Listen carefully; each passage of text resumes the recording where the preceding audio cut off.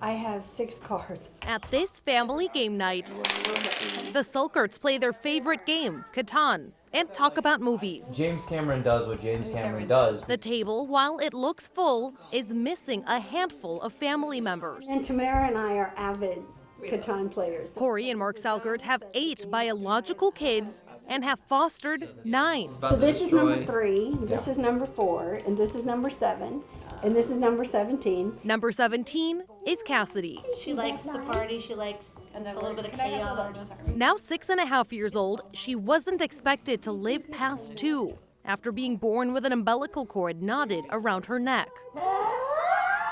And in a bedroom unlike that of other 11.5-year-olds is Charles. He's very sturdy, very strong, resilient. Expected to live for just 2 years after being born with severe brain damage. Everyone wants a, healthy baby that, they can see grow and flourish. I wanted the ones that, no one else was lining up for. They are 2 of the 5 children with terminal illnesses the Salcherts have adopted. I mentioned that I wanted, if there was a baby that parents just could not stay because of this terminal prognosis, that we wanted them, that we weren't backing off because there wasn't going to be a curative outcome. And this is the last place on earth I thought it'd be. The couple first adopted Emma Lynn in 2012. Born without the left or right hemisphere of her brain, she only lived for 50 days.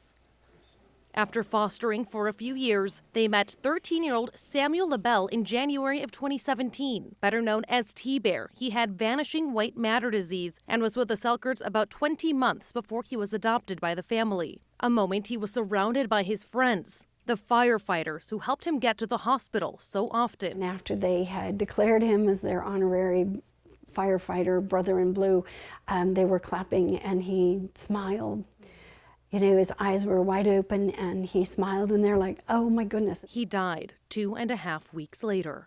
Then there was baby Nehemiah. Taught us how to love, really love.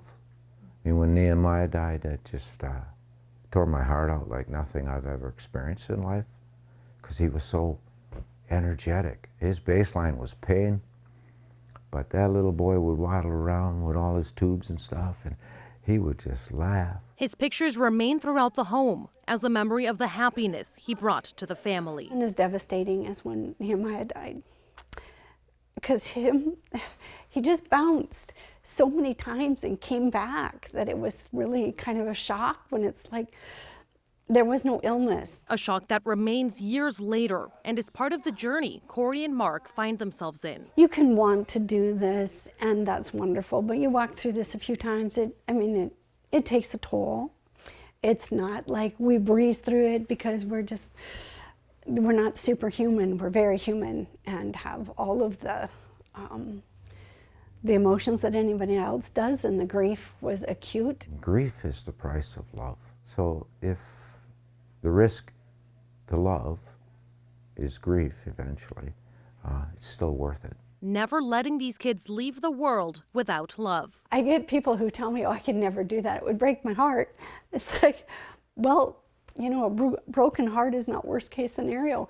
Could you imagine this little boy that's in that picture there never having a mom that was so attentive and loving towards him, that would have her heart broken when he wasn't here? That's the terrible part. And that was not his story. Though Cassidy and Charles are nonverbal, their emotions radiate beyond words. I know Charles loves me, and he's worth it. He's priceless. 70-year-old Mark and 60-year-old Corey's retirement is taking care of those who don't have anyone else to turn to, hoping to inspire others to follow their same path. There's probably other people like me that, despite the fact that it's going to be a short time, are willing to wade in and make whatever difference it is that they can. I know as long as I have breath, I want to do this. As long as God gives me breath, I want to do this. I would say that there isn't a time where it's like, oh, I wish we would never have gotten into this. It's just been one of the most fulfilling ways to live, to have made all the difference in these kids having a life before they die.